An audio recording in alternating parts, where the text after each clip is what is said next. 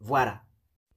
Kino gihe ingo ziriko zirasambuka ku bwinshi, ivyo twabibonye mu ntangamarara, kandi abantu bariko barabifata nk'ibisanzwe.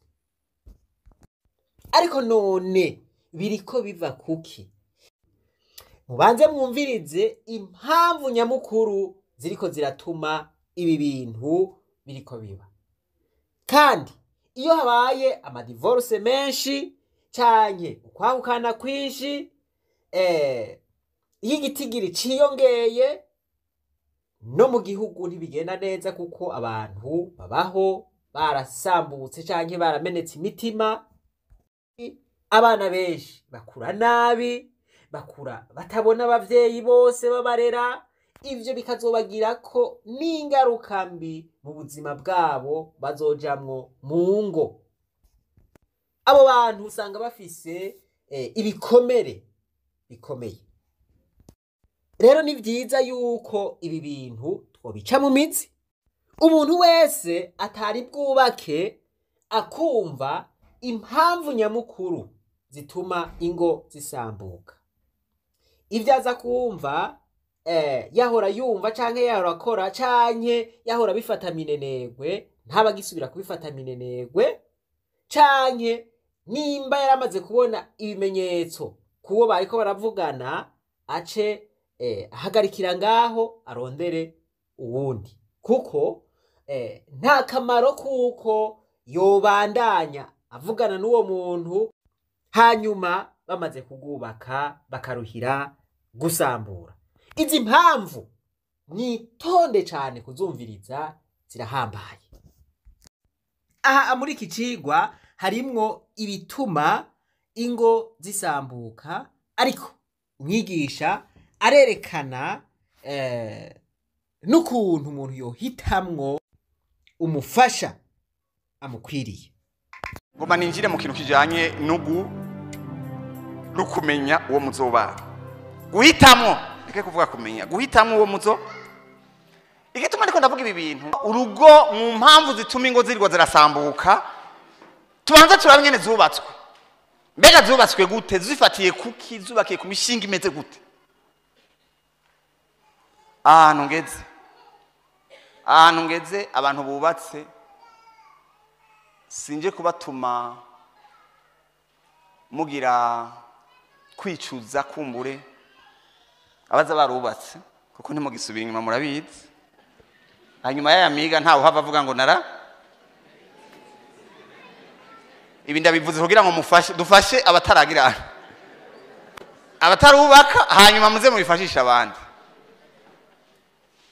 hanyuma mwibuke ingene mukwiye kubyifatamwo nubwo byagenze uko byagenze, kuko namwe si mwebwe mushobora kuba mutaronse ingene mwabigiyemwo mutabizi.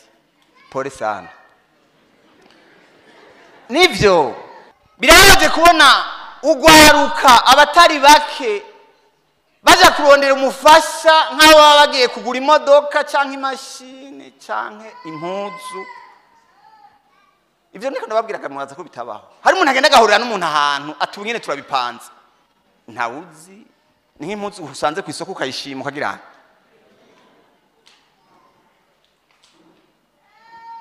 Ivyo birabaho.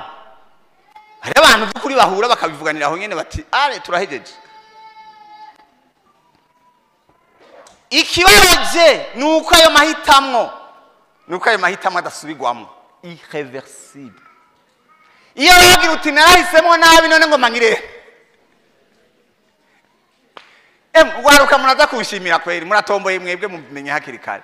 Nivyo iyo baya mahitamwo wavuga uti ejo nzogira,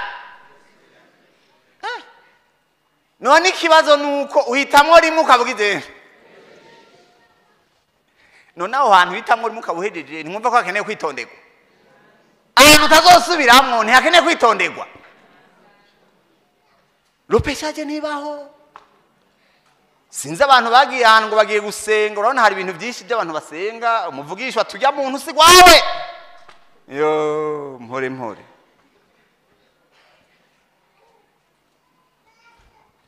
Karabaye ndagusuhuza. Byaraheze. ariko kandi imana ishimwe hariho imfashanyo y'Imana naho byo byagenze uko. Nababwiye yuko ihitamo ry'uwo muzofashanya ry'uwo muzobana riraguhindura neza canke nabi mu bijanye n'akazoza kawe.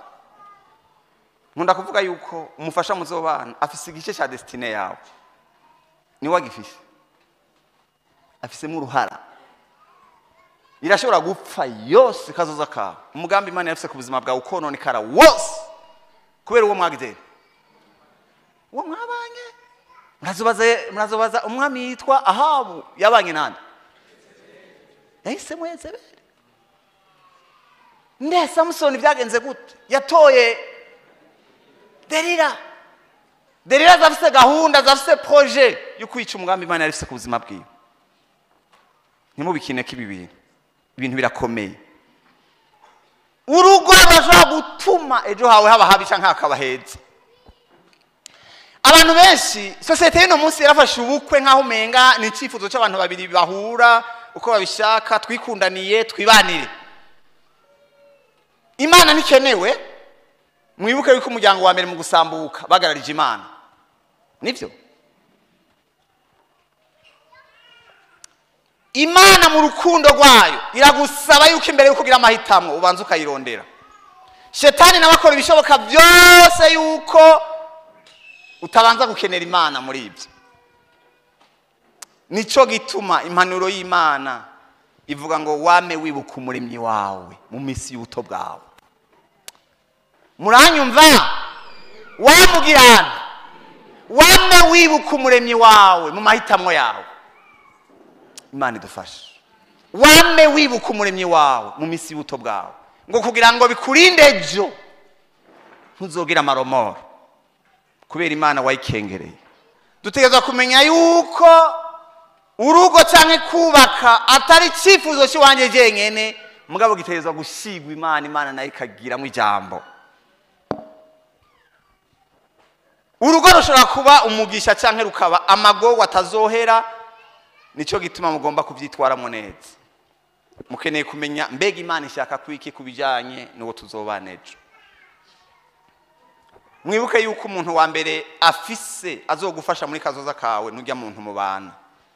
Urugo ruhiriwe rwogereranywa n'ijuru rito kwisi, ariko kandi urugo rwapfuye rwononekaye n'umuriro mutoya ngaha kwisi.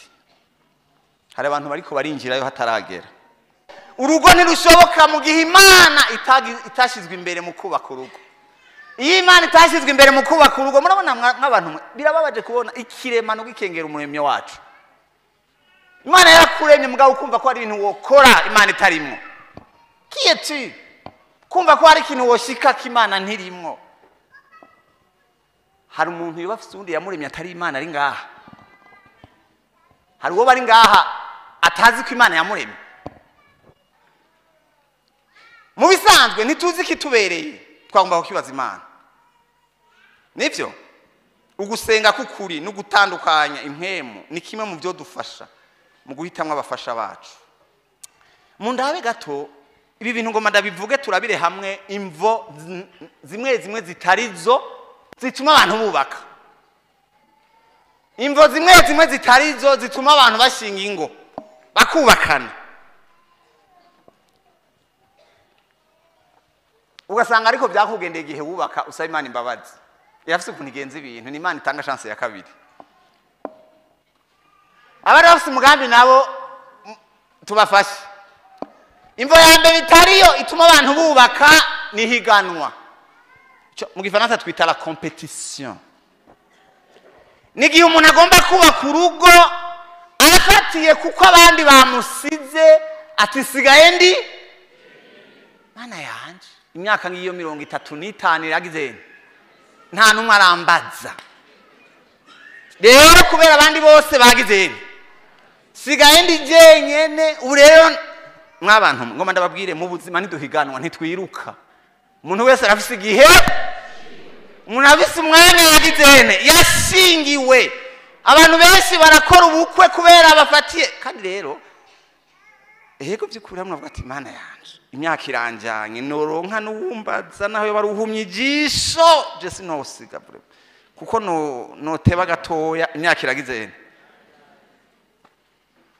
karaba mu kibano iwe nta wundi asigaye ari wenyine kandi ngo ko natwe bwarige tugora abantu turabaza umuntu mbega wowe nta gishasha agateba kagira agateba karuha atureka basivume akabona abagenzi biwe bose mu muryango asigaye wenyine ibyo nico bita mariage par compétition. Icya kabiri ni ubukwe buba kubera icyo twita pression kubera umenga hariho ibiriko biragusunika. Nigihe umuntu agomba kugira ubukwe kubera abavyeyi bamuhanze birashika. Ndazi nababwiye kare hari umuntu yagira ubukwe avuga abavyeyi bamutuka bati wagipfuzorwa mu rugo warabuze niyo woje reka abavyeyi bari mesha. Umwana ati nofuma ndo nkabasha nkava imbere y'uyu muntu yamari karangi umutima iyo ni pression imukoresheje ivyo. Icya kabiri birashobora kuva ku n'abarongozi hari gihe duhanga abantu ugasanga umuntu kumwaza ngo mbega wewe none ni gute ngo bigeze nuzu ukora ubukwe ngo tunezereze urakora ubukwe kugira wowe nyene ze bubaka urugo kwawe.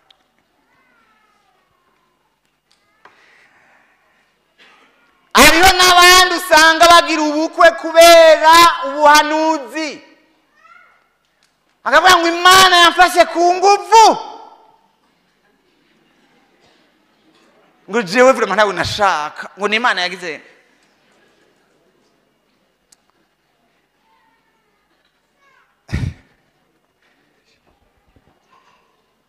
ngo Imana yamfashe ku nguvu ngo jewe uya muntu ntawe niyumvamo ntawe nashaka ngo mugabo kubera Imana.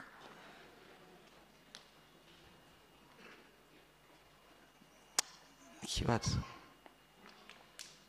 hariho n'abagira ubukwe kubera ubuzima bubi babayemwo kubera merewe nabi noronka basi umuntu yoza aranyitwararika akangurira utuvuta gasanga kumbure mu ishuri warabuze n'ingene wiga ishuri kubera amakondisiyo yo muhira ugahura n'umumotari ngaho yirenganira ati ingo shanzo gutunga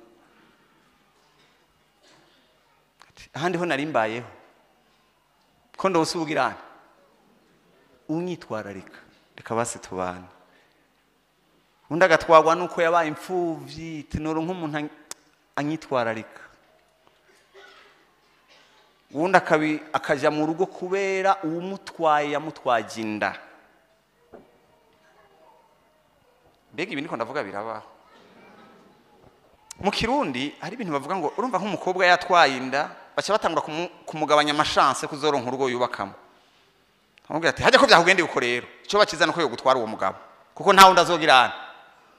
Hakaba hari umuntu byashikiye ari ngaha nagomba ndakuremesha ikosa waguyemo ni wagihana neza Imana izoguhuya guteguriye. C'est vrai kandi abavyeyi namwe mu byumva ibi bintu namwe muri mu bantu babikora murabona iyumvira umuntu yamumenesheje ibanga akazoca uwo bazobana ubuzima bwiwe bwose. Ega ntibabishaka munazosoma Amunoni na Tamari gihe bakora icyaha bagiye gukora ibyo yaciye amushibura. Umuntu agukojeje isoni nk'iryo se umuntu agukunda si uwo mu bana. Ntibikwiye kuba impamvu yuko mubana mu rugo nakare yarakumara maji. Ukwiye kuzobana n'umuntu akubaha, ukwiye kuzobana n'umuntu azicumaze.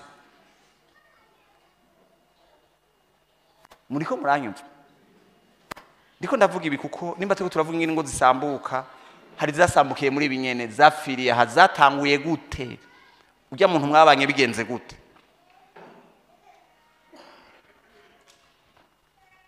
Okay. Ikindi gishobora gutuma abantu bagira ubukwe hariho kubona umuntu kamushima gusa icyo bita kugomwa. L'attirance ntabwo ari urukundo. Umuntu uramuraba ukagirana ukamushima ugashima taye yiwe ugashima kayo bafise. L'attirance ça wibuke ko nimwabana neza attirance wowe izohera isigari ibonwa n'abandi utakibona kandi ariwe muri kumwe. Attirance si urufatiro rwo kubaka urugo.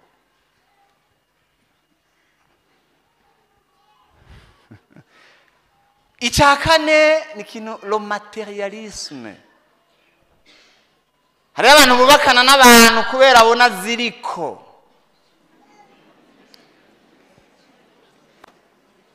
Inoti ziriko ngo basha ngo sinomuhusha kwere.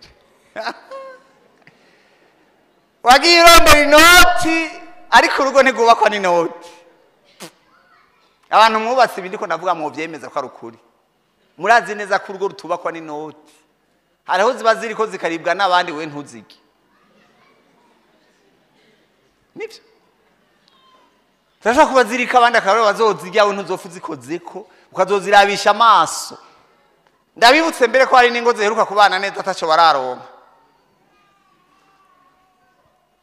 Ari ingo zasambuwe n'amahera. Amahera yarabonetse zirasambuka kera bagikenye bari babanye neza barabyumvikanamo neza. Igahajya amahera aratera ingorane rimwe na rimwe. Amahera agwiriye aca kwereka abandi.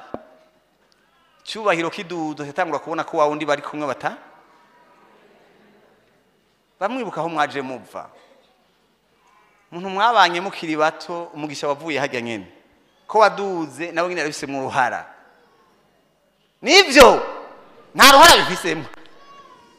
None urero ko waduze bazamutse mu cyubahiro ushitangura kubona ko wawundi mutagi hari utundi tudamu twiza ubona dukobwa twiza mu biro du secrétaire mukoresha ubona dusumba wa mugore wawe.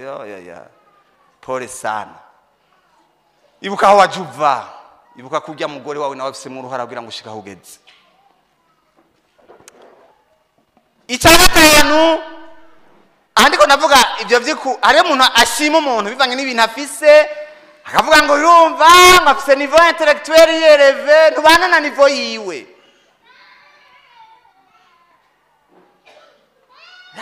Mu docteur no muhusha s'il vous plaît.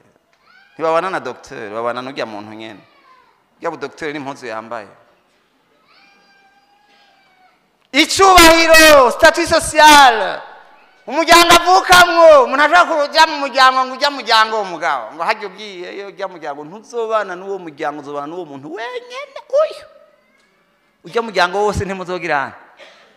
Uzogogwa wenyene umuryango ntacyo uzokwentervenamo. Abantu mwari mwapanze kubaka urugo kubera ibi bintu muce muhindura no munsi. Eka nta uzi ibyo mwarimo.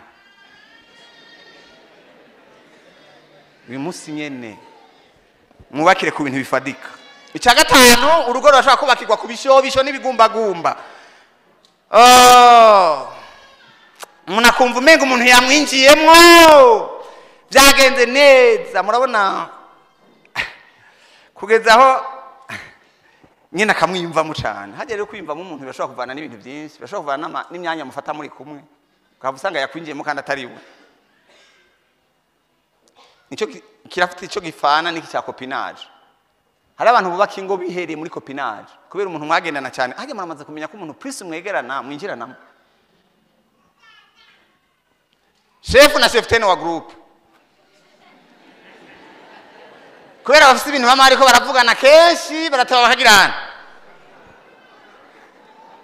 Kubera mwirigwanye mwamana yajyama karota bari kumwe ngo Imana yanyeretse. Iyahe n'ibintu byari mu mutwe.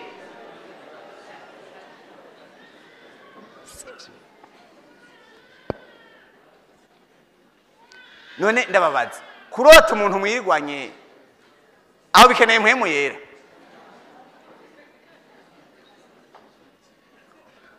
Umuntu mwirigwanye ukamurota ni muhemu yera bikweretse. Je ni mu mutwe.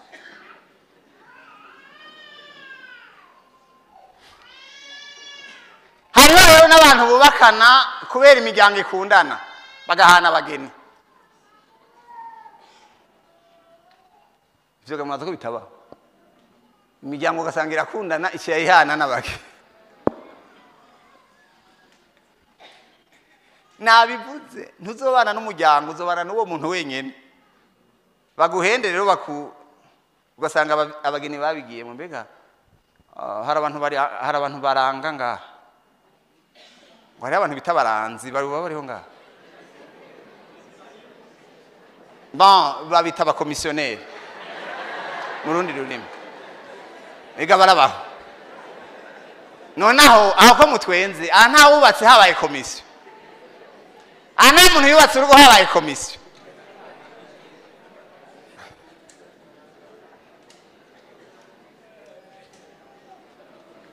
kagufasha atugenda afise ingene nzomugushikirira akakuvuga neza akamugushimira nawe ari kagomba agahamagara umwe agahamagara n'uwundi bakahahurira ugasanga bibereye aho nyene hari nabo bakanakubera imico n'imigenzo ukuntu bimeze byubatse byose bibaho ingaruka z'ibyo bintu byose rero iyo ingo zubakiwe muri ibyo havamwo iki havamwo bijya bintu byose mubona harimwo gushwana kwama imisi yose abantu batumvikana nta munezero mu rugo ubaho nta rukundo ruraho hantu n'abantu iyo bahuye n'ikibazo fragile en cas de prévenir kuvuga n'abantu iyo bahuye n'akantu kabanyiganza gatoya biranyitse hashobora kubaho icyo bita hakabaho kudafata ingingo zibereye manque de sérieux ou d'engagement hariho bashobora kwahukana mu buryo bugaragara cyangwa bakahukana murumva hajya abantu bashobora kwahukana bakiri hamwe mu nzu hariho divorce officiel akabaho divorce financier ugasanga nubwo babana baragize barahukanye mu buryo bwo kugera ubutunzi bwabo umugore akoresha yiwe umugabo agakoresha mbega ibyo ntibibaho gasanga ntakimenya yundi akoresha ibyo byose biva kuri bya bintu kubera igihe bubakana iki byose biko birava kuri zamvo nyinshi twavuga mu ntango yuko n'igihe yubaka nibari bazi yuko bagiye kugirana urumva acari ibibazo byitwa divorce financier abaye nabo gasanga barabana mugabe ibyumba biragabuye mu nzu umwe mu cyumba cy'undi aba mu cyumba kandi gasanga basohoka bose bisize basa neza mugabo umwe wese ataha mu cyumba hariho kutagira umwidegemvyo iyo ndiko ndavuga umwidegemvyo no mu mpande nyinshi cyane umwidegemvyo ugukorera Imana ukatakara umwidegemvyo ukuja mu ugasanga yagomba kuja ku rubanzi wabo avuga ati ntuva aha none kutiganza uragira kuremera nyene hariho kunanirwa kurera abana kuko abo bantu bafite nizo ngorane ntibashobora kurera abana hanyuma mukazoba n'uburorero bubi ku bana banyu mwibuke ko abana banyu ari abastajeri mutunze mu mazu ikintu Imana dushaka ko nuko urugo rwubakwa rufatiye ku ntumbero y'Imana orientation divine urugo rwubakiwe gusenga kwishimira Imana kwizigira Imana kwihangana abo bantu bakabana umuntu wese afise icyo yayaze n'Imana kandi bafise iyo bariko baraja hamwe ikizovamwo inyungu z'ibwo buzima z'ugo rugo nuko urwo rugo ruzogira umubano mwiza amahoro kumvikana hagati yabo no gutera imbere mu buryo bw'inkemu n'abana bazogira indero nziza kuko barasaba bariko barabirabira umugore mwiza ninde wamubona umugore w'umutima ninde wamubona umugore mwiza ninde wamubona umugore w'umutima ninde wamubona umugore mwiza ndikamba ry'umugabo we umugore ubwenge yubaka urugo akarukomeza umugore mwiza ndikamba ry'umugabo we umugore ubwenge yubaka urugo akarukomeza ariko umupapa akarusenyesha amaboko ku mpande zose umuhungu nibiki yoraba ku mukobwa umukobwa nibiki yoraba ku muhungu turarabira hamwe n'ukuntu bo kwitwara bashitse mu rugo ariko kandi hari naho bishika ugasanga abo bantu bagize urugo ntibashoboye kumvikana ku bw'ubuzima bw'urugo mbega ni ibyahe bimenyetso bitangura kwibonekeza iyo urugo rugomba rusambuke twebwe twigisha kugarutsa umunezero satani yanyaze abantu. Ngaha ntiduhanura abantu gusambura ingo zabo, ariko turakora ivyo dushoboye vyose kugira ngo twerekane n'ukuntu abo bari bageze aho basambura urugo canke ruza rumaze iminsi rusambutse, turerekana ukuntu bosubiza hamwe bagasubira bakubaka urugo rwabo, kuko ni Imana yonyene yagomvye ko rubaho, kandi ikintu cose gishizweho n'Imana kigira abagwanizi. Shetani arakirondera cane, nico gituma abantu babana mu rugo botegerezwa kuba maso, kuko Shetani ababunze ngaho kugira ngo asambure urugo rwabo. Reka mbanza mvugira ijambo rero mu gutangura.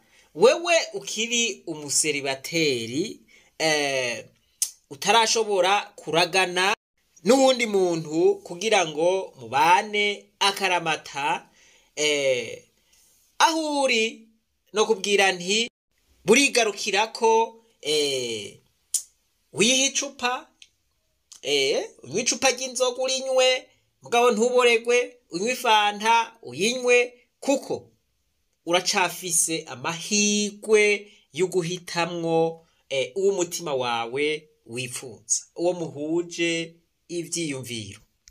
No kumenyesha yuko ugifise amahirwe adasanzwe, kuko hariho abamaze kuragana n'abandi ubu bipfuza gusubira kuba abaseribateri bitagikunda.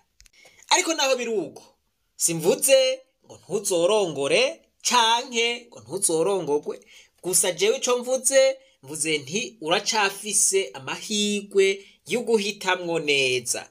Ntuhuruduke, kuko ugahuruduka uzokwicuza imyaka y'ukubaho kwawe kose. Urugo canke mariage ni ikintu atari ico ukinisha. Ntuja muri mariage uriko urakina, uriko urayayata. Oya, ni ikintu ujamwo waharuye, ni ikintu ujamwo wafashe ingingo zitomoye, ukavuga uti ibikwikira vyose aha nzokwikoca. Kumengo hari ivyo tusa turiyobagiza. Mwibuke ca gisomwa co mu 8 kivuga ngo le mariage n'est pas une plaisanterie, canke ngo le mariage n'est pas un badinage. Muyandi majambo baba bavuze ngo mariage si umukino, si bikino, si ikintu c'ugucezerako.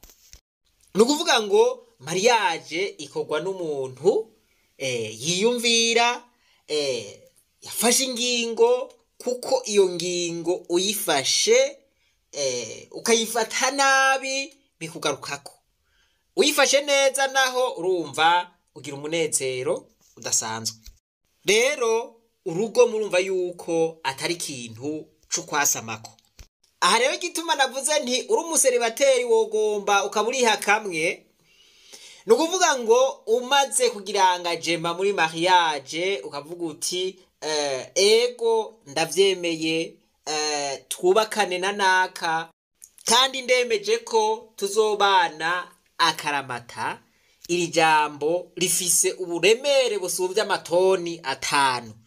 Imbere yuko umuntu wese avuga iryo jambo yobanza agasubiza ivyiyumvira inyuma, akiyumvira uburemere rifise.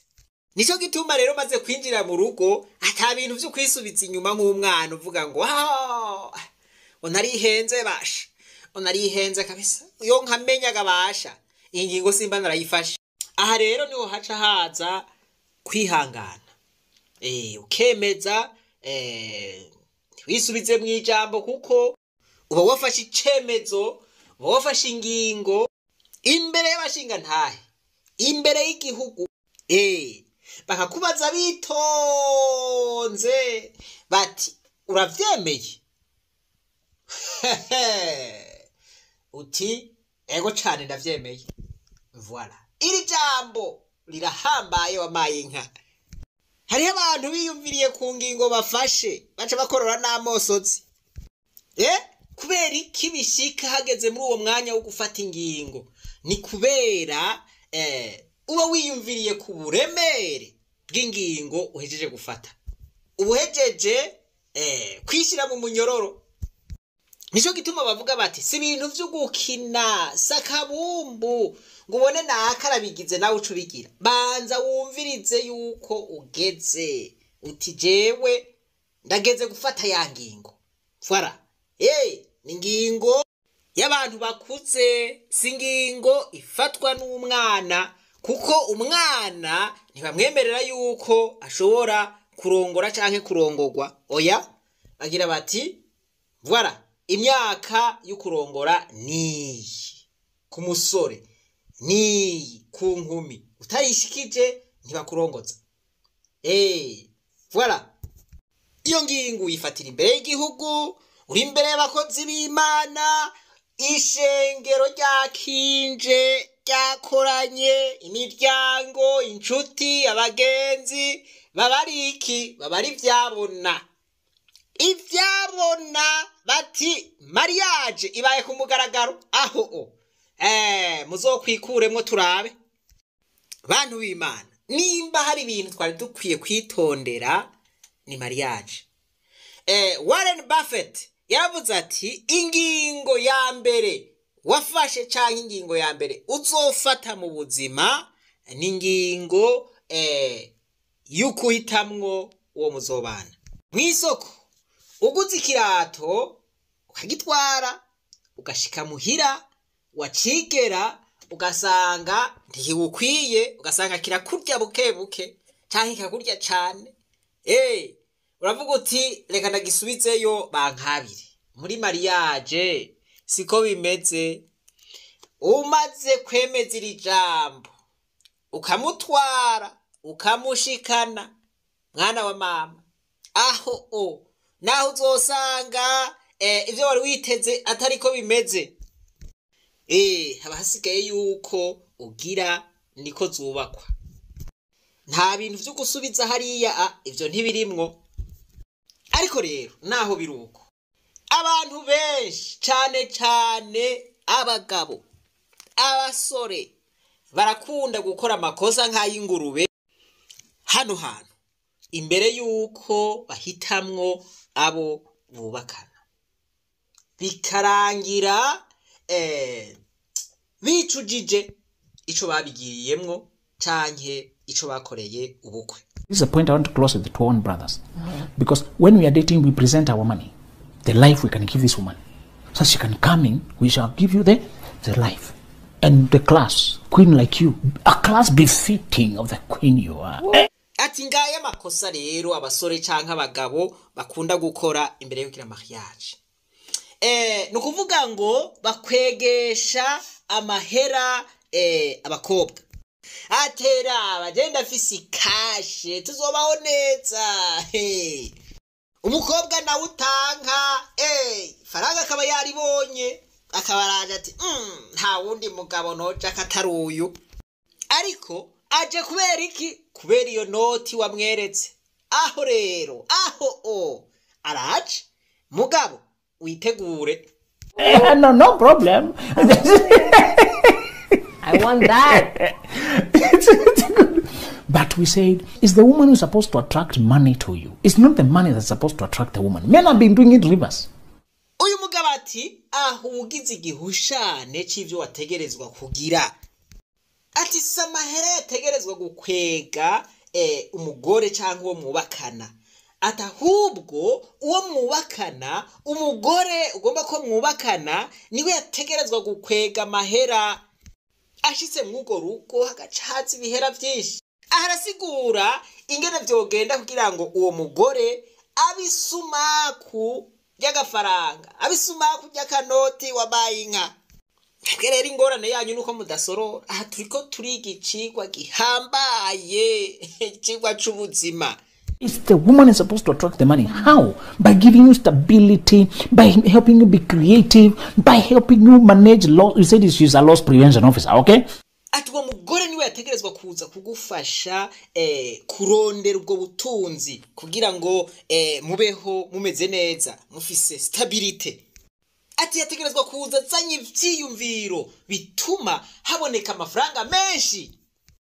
Sinzi kwa akantu mukumvise bagabo, nukuvuga ngo yategerezwa kuba ari umuntu azanye ivyiyumviro bigufasha kubona kure. La creativity n'ibintu bituma ugurura amaso ukabona imiryango wocamwo kugira ngo ibidolari canke ibiyero canke amafaranga abe menshi. Ati uwo mugore yategerezwa ko umuntu agufasha kudasesagura. The woman organizes your life so that you can grow together. Yeah. Ati uwo mugore ategerezwa kugufasha gutunganya ubuzima kugira ngo mudugire hamwe. Mwende majambo kugira ngo mutere imbere muri kumwe. Nyamba mwa muri studio, nyamba mwa muri ko murarima, nyamba mwa muri ko murigisha abantu, nyamba mwa muri ko muradandaza mukadugira hamwe. Nyamba mwa muri ko muraririmba canke muvuga ubutumwa. Biraryoshe iyo urose umufasha agufasha ico wahamagariwe gukora. Ibi bintu naho tubifata minenegwe niko kuri abantu bagira amahirwe yo guhurirana bahuje ivyiyumviro nkuko bagira urugo rwiza. Uzashaka azimpacting ubuzima bwawe bwose usigaje kuri iyi si. Hari abantu ndeba mu buzima nkavuga nti uyu mugabo ari gifted, ari talented, afite impano idasanzwe muri we, afite greatness, afite ikintu kidasanzwe muri we, ariko byishwe n'uwo yashatse. Yaza gushaka umuntu fitinga mu murongo w'ubuzima bwe yakabaye ari kure harenza hangaha kabisa. See, in marriage compatibility is more important than feelings. Muri mariage kubana n'umuntu muhuye mwembi mujyanye mwuzuzanya n'iby'agaciro gakomeye cyane kuruta feeling, kuruta ayo marangamutima ufite. Benshi mwibeshya ko ari urwo rukundo. Don't be moved by getting aroused, be moved by getting along. Kuba mubona cyangwa se kwegera ukumva hormones zirasaze muri wowe, urashyushye muri ruratse muri wowe, ibyo ntacyo bivuze. Igifite agaciro n'uburyo mwembi mwumvikana muhuye mujyanye. Compatibility is more important because it's not everything that is a perfect fit. Ntiwite ku buranga uwo muntu afite, perfume ihumura neza yitera, uburyo kurebamo, uburyo ziguhoberana. Please darling, don't focus on how you feel, focus on how they fit. Ese ubona fitinga neza mu buzima bwawe bingana iki? Ubona ajyanye na life purpose yawe, na vision yawe, n'intumbero yawe, n'icyerekezo cyawe mu buzima? Niba ndimo nzamuka wowe umanuka, sinibaza impamvu yo kujyana kandi at the end of the day tutajya mu cyerekezo kimwe. Ibiraharanirwa wambaye inka kurondera uwo mu vyumva kumwe nibisanzwe barabikora. Biraryosha ubuzima iyo mubanye n'uwo mu vyumva kumwe, n'uwo muumva kumwe intumbero y'ubuzima. Bigatwe tuvuge ngo Apollinaire yarakuze yarize amashuri akijijwe, hariho ubuzima ahitavuze ubuzima umuntu acako amashuri muraheza murafata ingingo yo kubandanya n'ubuzima mukurondera mubakana, muca murondera mubakana umunsi murabana. Uwo muntu mwubakanye mwamwagize yo shwa gute? Kuko nawe nyine menga turamuzi ko ari muririmbyi. Mwaragifatiye ko muri byo no kuririmba. Aho niho vyugariye. Aho niho vyugariye. Aho niho vyugariye wamaye inkaho aho ego je ubwa mbere nari mfise indoto canke icyifuzo cyo kubaka urugo ku myaka 25 kuko naraharura nkavuga ngo ku myaka 35 umwana wacu w'imfura azafite imyaka 9 10 arumva. Hanyuma narumva ko nafise indoto yo kumubona dukorana ibikorwa, ari umuririmbyi nawe cyangwa ari umucuranzi. Icyo cyifuzo rero ndagifise, hanyuma ntibyagenda nkuko nabyifuza. Naragerageje, narabisengera, hanyuma nk'ubu umusore wese ndaresha babiri imbere yiwe, mbere ko mpura nawe, ariko Imana ntiyabyemera. Niho mu nyuma rero nari nsanzwe ndamurongoye muri chorale mu baririmbyi, mu nyuma inka Imana yagize ukuti raba ndaba muri ko nari nsanzwe ndamurongoye muri kohari mu baririmbyi mu nyuma inka Imana yagize ukuti raba ndaba muri ko hari yarasanzwe umuririmbyi akunda Imana ariko amaso yanje ntiyari bwahumuke kugira ndamubone rero nari nagenze imisozi n'ibiyaya n'ibisagara n'impinga kumbe umugisha wanje uri hafi yanje rero niho natangura rero kunga ubucuti nawe nsanga ndakigwa kuko hari hageze by'ukuri hari hageze Imana irabikora kujya nyene intambwe bicamwo ubugenzi hanyuma kuri eglise bakabimenya bagatangura kunuganuga ubwo bugenzi imiryango ikabimenya abo dukorana muri eglise bakabimenya basi urugendo rwacu rero ruratanguye umunsi wagwo Imana iradufasha urugo turarushinga. Bora mumaze imyaka ngahe mwubakanye? 15 ans. Wow. 15 kabisa. Le premier critère, les célibataires, si tu ne veux pas échouer, on choisit d'abord la personne qui correspond à ta destinée. C'est le premier critère. Ubu nibaza yuko bitahuritse. No kuvuga ngo uhitamwo utora ucagura ujanye n'indoto zawe. Reka rero dusozere na wa mugabo ati iyo ukweza umukobwa umuhaye amahera. All right, but men have been using their little money that they made before marriage to attract women, so they attract an eater, materialism. Ati ngorane rero abagabo bakunda gufata amahera barondeye kugira ngo bakwege babagore.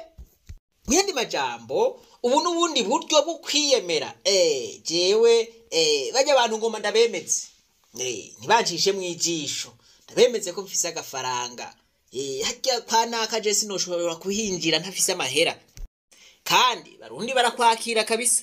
Aha rero ati abagabo bafata ayo mahera baciye bakaja gukwega abagore bakaza basanga bikwegeye akaziri azanye umuntu w'umumaterialiste, umuntu yikundira ayo mahera nyene, amukunda kubera ayo mahera, atayafise ntamukunda. Agasanga azanye umuryi gusa. N'abakobwa bake bashobora kwihanganira ayo mahera, arayafungura nyene. Agasanga yazanye umuntu atazomufasha n'ikintu na kimwe. Ibintu byose azokwimenya, nawe yicararye gusa. Aya majambo turayakengera mugabo niyo. Niwe ufise amahera ukaba ugomba urukundo nyago, ayo mahera yawe yahishe yanyegeze, uwo muntu azokwemera atabanje kuraba amahera wazoba ari ukuri.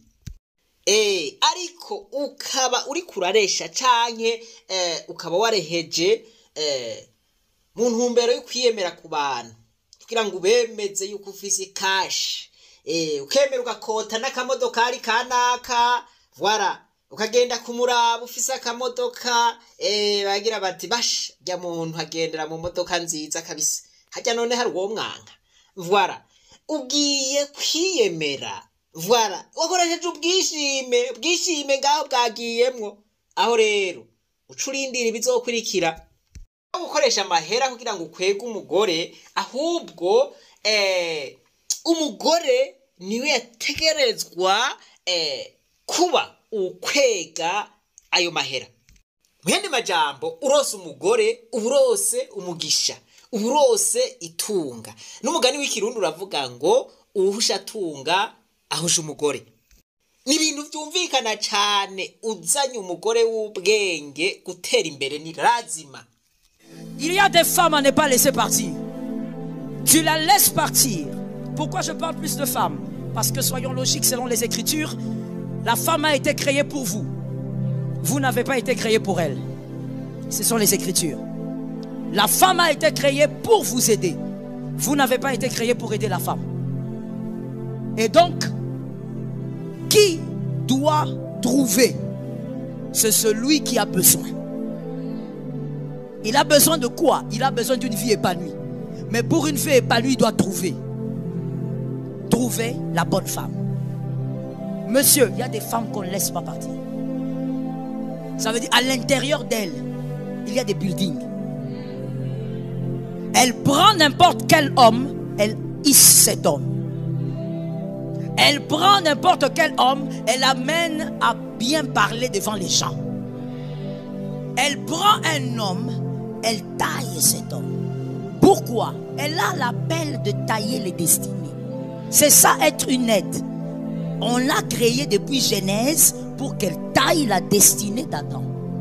Tu la prends, même ta maison change d'atmosphère. Imbere yuko icigwa kibandanya aravuze ati hariho abagore utokwirengagiza, hariho abagore utoreka ngo bagende. Ati umugore w'ubwenge, indani muri we harimwo amabiridingi. Ati uyo mugore arafata umugabo bari kumwe, umugabo w'abana, akamuryohora, agatuma avuga neza imbere y'abantu.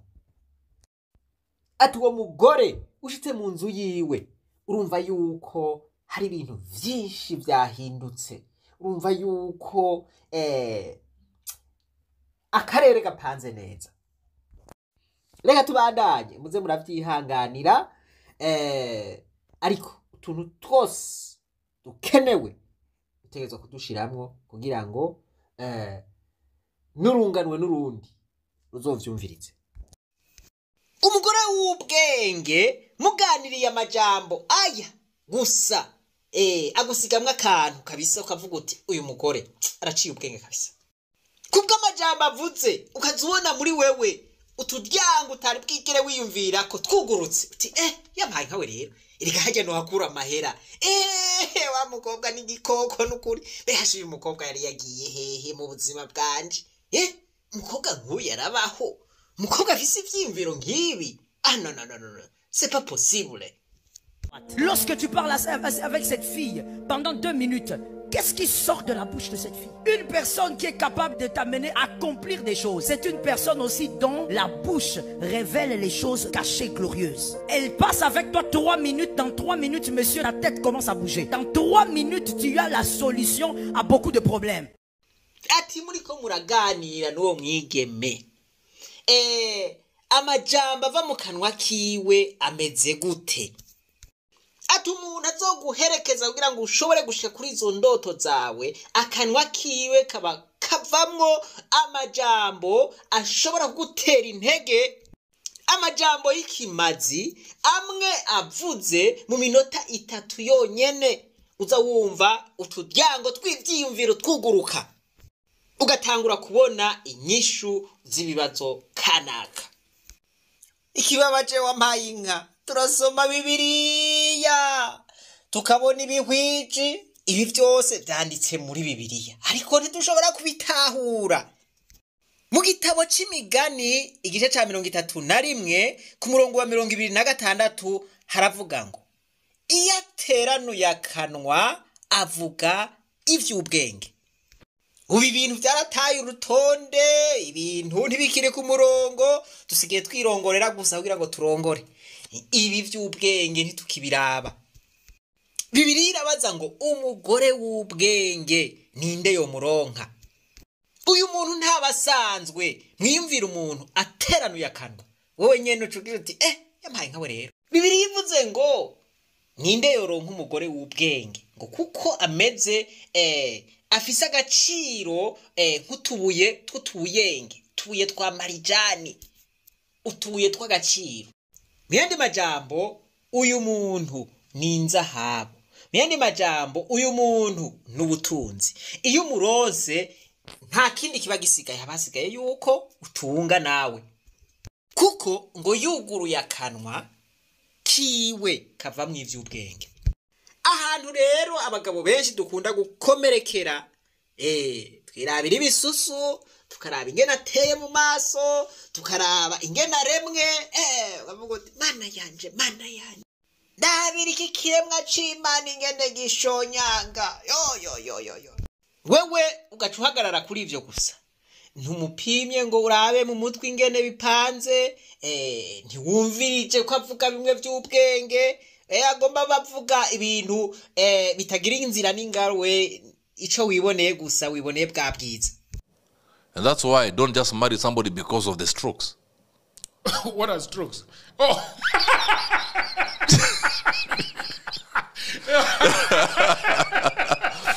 There's more than strokes. Okay. You understand? Okay. Amos 3:3. How can two walk together unless they agree? Ubu bwiza buramaze abantu burabamaze. Ingo ziriko zirasambuka ari nyinshi. Uzanye umuntu kubera ubwiza nta kindi kintu na kimwe azogufasha atari ubwo bwiza bwiwe azoguma yimakiya yishira ku tuntu hariya nawe uzobukeneye iki uzobukeneye umufasha gufasha ivyo uri kurakora mugabo uwo wazanye ntabishoboye ashoboye kwimakiya gusa ashoboye kwigira neza aha rero ni amaso atangura kugurukira ukabona yuko wihenze. Écoute quelque chose que les jeunes n'aiment pas entendre ou même les célibataires. Atumviritsa kakantu abaselibateri batakunda kumviritsa.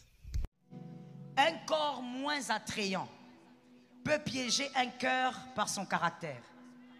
Ati umugore w'umubiri usanzwe umugore atari mwiza gose ati ashobora kwigarurira umutima w'umugabo bivanye n'imyifato yiwe myiza. Le corps d'un homme ou d'une femme qui n'est pas très attrayant. Mais tu vois, c'est pourquoi généralement les gens disent, je ne sais pas si vous aussi vous le dites ou vous l'avez constaté, les belles femmes ne s'aimeraient pas vite. Ati mwebwe nabo murakunda kubibona abakobwa beza bamwe bibiyo ntibakunda kurongorwa n'ingoga. Vous le dites aussi? Vous l'avez constaté? Je ne parle pas des beautés parce que la beauté est relative, mais je parle, il y a des beautés, vous savez, quand on la met là, sur 10, 5 hommes vont dire, elle est belle. Ati siniko ndavuga ivyerekeye ubwiza kuko ubwiza buratandukanye ati kuko mu gihe bashize umukobwa ngaho mwiza nk'abagabo 5 kuri 10 canke abagabo 8 kuri 10 rashobora kuvuga bati ujya mukobwa ni mwiza kabisa. Ce genre de beauté là, souvent elle se marie pas vite. Parce que c'est pour te faire seulement comprendre que le mariage n'est pas une affaire d'abord de beauté. Un corps qui n'est pas très attrayant peut piéger le cœur d'un homme par le caractère. Ati mariage ntihagaze kubwiza. Ati kuko umuntu atari mwiza cyane arashobora kwigarura umutima umugabo. Umwe nawe ubona ko ari kiyo akamubura. Un corps qui n'est pas attrayant peut piéger le cœur d'un homme par le caractère. Mais écoutez maintenant. Un corps très attrayant, parce que ça existe. Ce n'est pas aussi de sa faute, c'est les génétiques. Umviriza rero, kurundi ruhande, umukobwa mwiza cyane. Ati abakobwa beza barabaho, abo turabazi. Un corps très attrayant, lorsque ce corps est rempli de mauvaise éducation, ça devient un cimetière. Aka kantu karahambaye rero ati iyo uzanye umugore mwiza cyane atagira indero uba wizaniye akaburi ngaho uwo mugore aba arakaburi ugiye kuryamamwo. Aka kantu kumego ntimukumvise neza mwakumvise murabesha. Personne n'aime dormir au cimetière à moins que tu sois sorcier. Ati nta muntu n'umwe akunda kuryama mu kaburi kiretse uri umupfumu. Ingorane rero abagabo benshi usanga birarira mumva usanga birarira muri cimetière basha. Niyandi majambo tuvuze ngo barara mumva tuba tuvuze yuko bamira mu bibazo bamira mu ngorane nta munezero bapfa baragize kandi bafise abo bagore beza ukabona umugabo ari kumwe n'umugore uti mama ariko nukuvugana ntibavugana nugutwenga ntibatwenga ibibazo vyaradutse aha rero umuntu yohava yibaza ati none umusore ageze mu bigero umusore ageze kubaka yocagura umugore gute voilà yo kwisunga iki ni kintu gihambaye cyane nico gituma nababwiye nti wewe utaracagura canke wewe warugeze muri bino bigero nimba utaragera aho usezerana n'uwo muzokubakana uracafise amahirwe akomeye imbere yuko ucagura uwo muzokubakana banza wumvirize ibi bikurikira banza wumvirize ivyo ushobora kwisunga kugira ngo utore uhitemwo uwo muzokubakana akaramata aha tushegarejuwe nababwiye yuko uhitamwo rimwe rizima hanyuma basha ntavyo kuvuga ngo narihenze hari ibintu byinshi umuntu ashobora kwisunga mugabo hariho ibikuru bikuru reka duhere ku bikuru bikuru kugira ngo tuze kurangiriza ku bisanzwe turacyari kumwe na Pasitori Joel Kabasekere uno mwigisha w'umupasitori je nemera kabisa ariko arigisha urumva yuko agukurugutuye neza utaragira subscribe uyigire hakiri kare ufyonde no kuri jeme hanyuma ufyonde no kuri kakazogera uti Comment faire le bon choix? J'ai certaines choses à dire, mon temps il est réduit, donc je vais accélérer. Merci de m'écouter de manière speed. Comment faire le bon choix? Et là d'abord je suis avec les célibataires, c'est la première partie. Ati nigute woshobora guhitamwo uwo muzokubakana. Voilà. Tu dois vaincre cette bataille-ci. Si tu n'arrives pas avec cette bataille, peu importe les prophéties qu'on te donne, tu es grand, tu deviendras je ne sais pas qui, tu deviendras président ou quoi. Si tu fais un mauvais choix, tu vas échouer gravement. Ati n'urugamba ubwirizwa gutsinda. Ati naho baraguhanuriye ngo uzoba iki, uzoba kiriya, uzoba igitangaza, ati utagize mariage nziza byose bizogupfana. Le mariage est on va dire le seul lieu qui détruit les héros. Ati mariage yonyene niyo ishobora gutuma abantu bataba intwari. Mu yandi majambo ni ishobora kononera abantu kugira ngo ntibashike ku vy'Imana yabateguriye gushikako. Niyo yononera abantu kugira ngo abantu ntibashike ku ndoto zabo. Qui tue les héros. Les hommes les plus excellents ont des destinées à... Et on va dire le seul lieu qui détruit les héros. Ati mariage yonyene niyo ishobora gutuma abantu bataba intwari. Mu yandi majambo ni ishobora kononera abantu kugira ngo ntibashike ku vy'Imana yabateguriye gushikako. Niyo yononera abantu kugira ngo abantu ntibashike ku ndoto zabo. Qui tue les héros. Les hommes les plus excellents ont des destinées abruties à cause du mariage. Ati abantu baciye ubwenge, abantu bamwe bibisiga. Urashobora gusanga abantu ngaho bageseye kubera bageshejwe na mariage bagize. Mu yandi majambo bahisemwo nabi. Imana igufashe ntuzuhitemwo nabi. On ne blague pas avec ça. Est-ce que quelqu'un m'entend bien? Ati mu bintu vya mariage nta bintu vy'amabarage. Nta bintu vyo gukina n'ibintu vyo gufata ubuseriye bukomeye. Oh yes. Tu es obligé de réussir. Comment faire le bon choix? Genèse 24, 6 à 8. Je n'aurai pas le temps de lire.